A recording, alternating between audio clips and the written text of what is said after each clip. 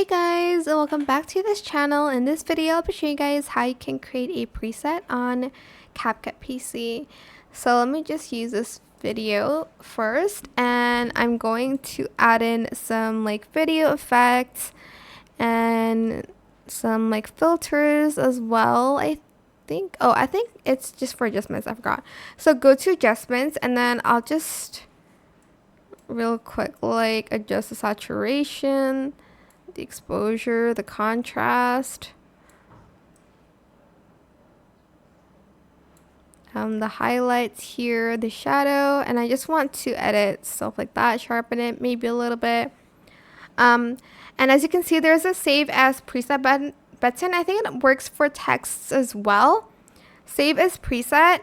Well, you need to sign in. You're going to save it as a preset, and it's going to be saved, and then next time you want to apply the same exact adjustments to it, you can automatically just use it from the presets. If you can't find it, it's under adjustments, and then it's under presets, but again, I had to sign in, which I'm not bothered to do, but it's going to be under there.